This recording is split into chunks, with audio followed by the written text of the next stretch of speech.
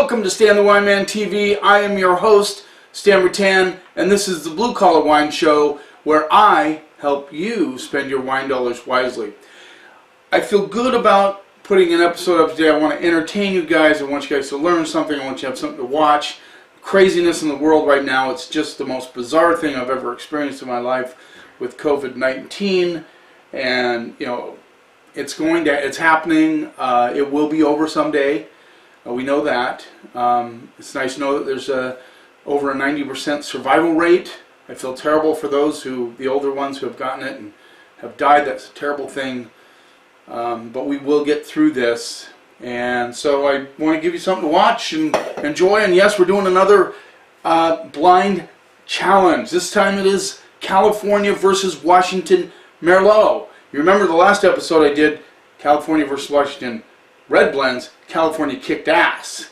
The top two were California, the bottom two were for Washington. In fact, I was very disappointed in the Washington Red Blends. They were in the $15 range.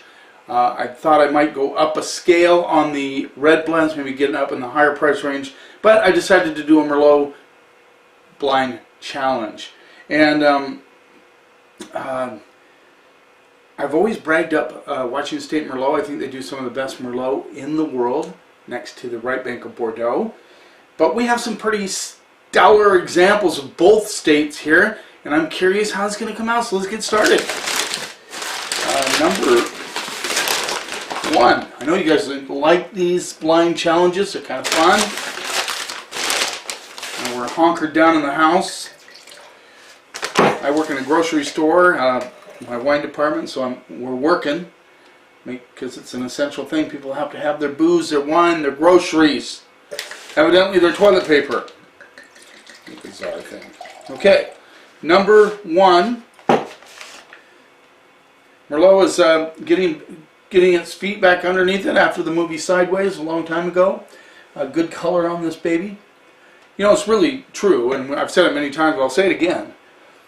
Some of the top, highest priced, most respected wines in the world from the right bank of Bordeaux are mostly Merlot, if not 100% Merlot. So, you know, the French know about Merlot, and we do too. I mean, a lot of you out there like Merlot. In fact, could you make a comment? How many of you like Merlot? That's a wine that you look for. Let's see what we get on the nose. Always get nervous with these because, you know, like I said, California kicked ass last time. Pretty, I get licorice, chocolate, currants, definitely currants. I got an initial hit of oatmeal, which is really curious, really interesting to me. Like, you know, oatmeal cookie. It's kind of blowing off. We get a little bit of red flour on this one. Good aromatics on this wine. Like I said, good color. Let's see what we get on the palate.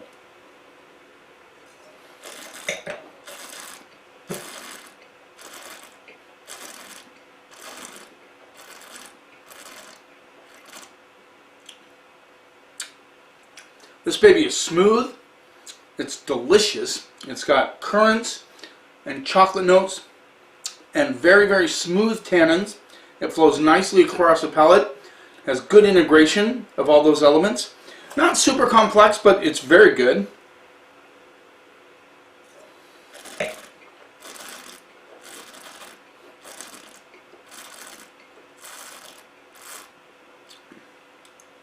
The tannins have just a little bit of a kind of a grittiness on the backside, but overall it's a smooth wine. Tannins like show up on the backside and say, I'm here, take me a little bit seriously, and then just a pinch, a tiny hit of tobacco, the currants linger, and then you get an underlying, like I'd say, wilted red flowers underneath. Interesting wine. I think it's very good. I know these are up in the higher price point. I think a lot of people would like this wine. Just a little bit of heat right at the backside that I'm getting. Yeah, not bad, not bad. I know these are up there. I think they're all over 30 bucks, I believe. Maybe one's not. I can't remember. Yeah. So based on that, of course, I have to know that price range if I'm going to grade the wines, because the higher price we expect a little bit more, but I'm just looking at the quality too. Yeah, I think I'm going to stick with that grade. I think it's a great wine. I don't think anybody would be sad to spend that on that wine.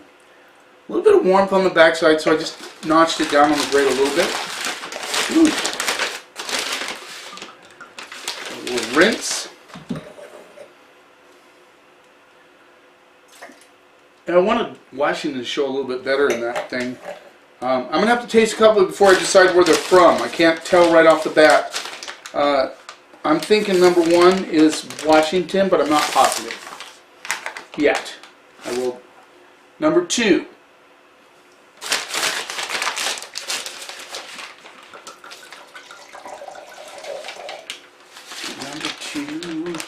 What are we going to do with number 2? I hope you guys are all being safe, being smart. Good color, almost identical to the other one. Doesn't surprise me. They're Merlot. Not quite as aromatic as the first one, but still. Get a little bit of leather on this one. Cherries and currants. Yeah, I think the leather is prominent in the nose on this one.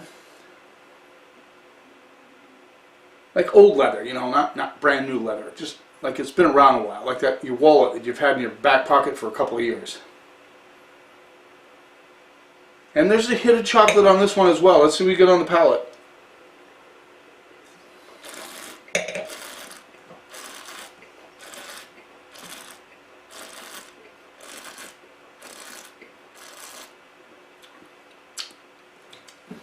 This baby is tight. It's youthful. The potential in this is obvious. It's tight, but it has good complexity. There's leather in this. There's cherries, a little bit of chocolate, a little bit of currant. It's all there. A little edgier than the first one. I wouldn't call this smooth. In fact, I'm going to say California on the first one, because I think this is a Washington State one I'm on. So number 1, I'm guessing California. Number 2, I'm going to say Washington. So it only took me a couple. I have the right to change my mind, but so far that's where I'm going with this. Good acidity on this. When you're looking at wine, you want good acid. Means it's going to last longer. I think there's more acid on this one than that one. Gives it kind of a lift in the palate, which I like. I always like ageability in wines. I like, this one obviously I think could lay down longer than the first one.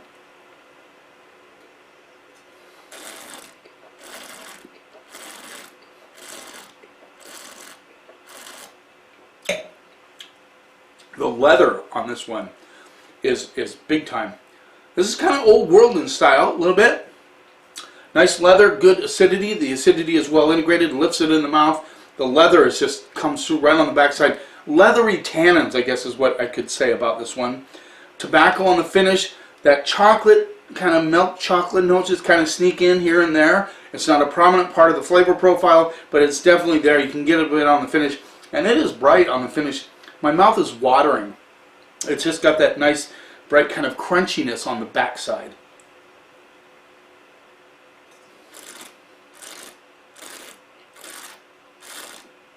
Big time tobacco on the mid palate.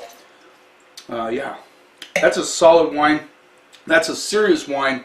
That is a wine that I think could age easily 10 years, easily. And it's not showing all its true colors right now. I can see the potential underneath.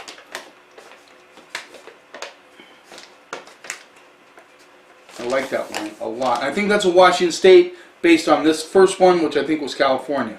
But I don't, I could be wrong. Wine tasting is always interesting, the results. Okay, number 3.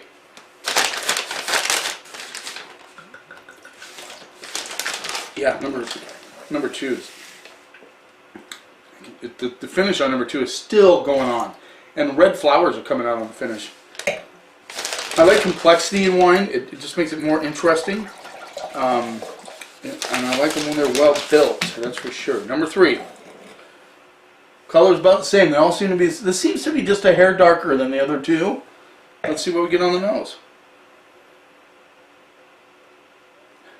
Dried cardboard. That's always so weird when I get that. Definitely some currant notes coming through. A little bit of dried cardboard. I get some dark red flower notes. Yeah, let's see what we get on the palate. Not very aromatic on this one. Not as aromatic as the first two. The first one, number one, was really aromatic.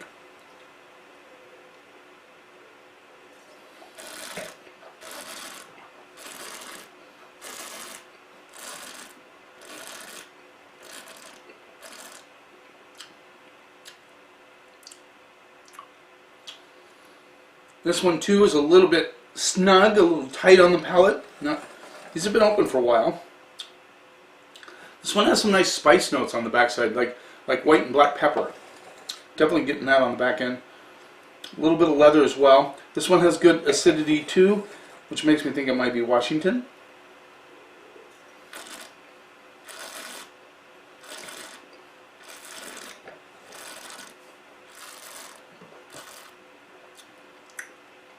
Good structured tannins. This has some serious grip on the backside. I got that nice little chocolate flowing right on the mid palate, hit really well on the mid palate. The fruit is interesting. It's a kind of a fruit medley. I get a little bit of a cherry, cranberry, currant notes, a little bit brighter on the palate.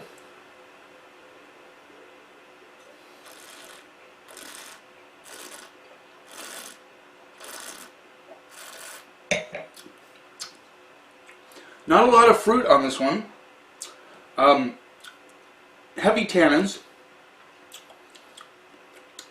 A lot of grip on this baby. Good acidity, but the number two had more acidity, kind of in a different, there wasn't a... number two had good acidity, but also had good fruit. This one has more acid, heavy tannins. Not very much fruit on this one at all.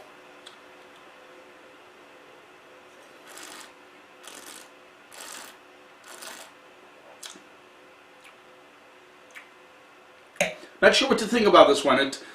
It's very youthful for sure, very tight, not a lot of fruit. I don't think a lot of people would like this wine if they're looking for some sort of fruit. I always like to have a little fruit with my acid and with my tannins. It kind of makes for a nice, complex, very well integrated wine. This lacks fruit. Is very, very dry, extremely dry. I get kind of that cranberry aspect comes through on the finish.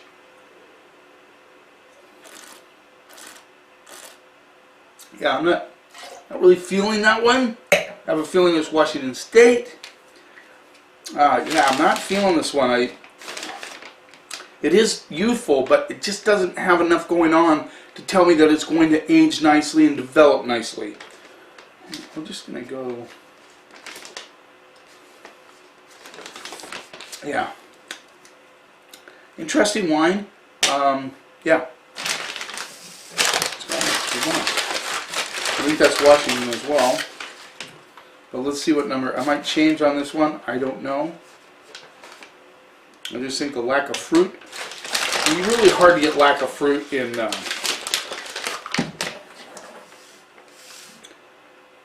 California. I'm saying it is tough. A lot of California sunshine. Definitely depends on the winemaker. Some winemakers, try to pick early so they don't get as much of the alcohol and fruit levels. I understand they can do that. Color on this one really, really deep. I'm going to just base on the color. I'm going to say California, but I don't know yet. So we have two Washington, one California. Let's see what we get on the nose. Big time chocolate, licorice, currant for sure. Currants, almost like a currant candy. A lot of chocolate on this one as well. A little bit of violets coming through. I like the violet notes on the nose. Let's see what we get on the palate.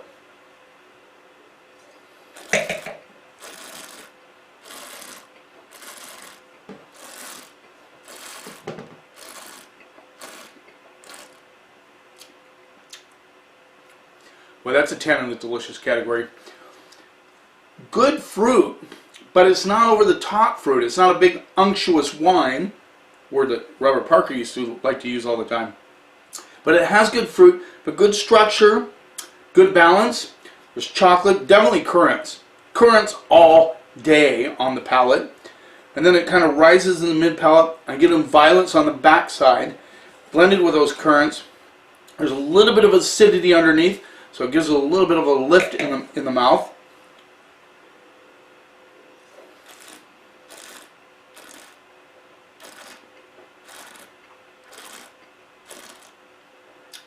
Nice balance, good flow, a little bit of leather on the backside, a little bit of tobacco.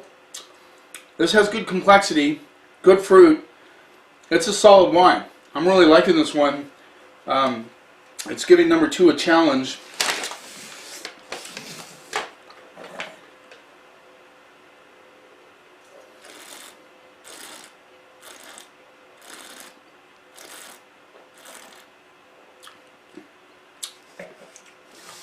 Yeah, nice long finish.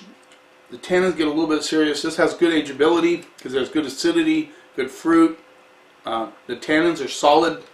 This will age nicely. Those are all the things you look for. The balance of fruit, acid, tannins. You need all of those. If any of those are kind of out of harmony with each other, then you end up getting a wine that may not age as well. But this has good balance with all of those things. I'm saying this is California. I hope I'm wrong. And you know why I'm saying that.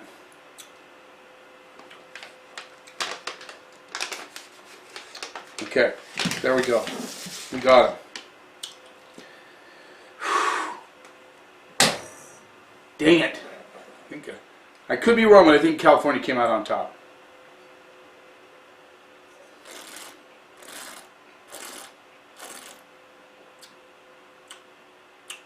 I hope I'm wrong.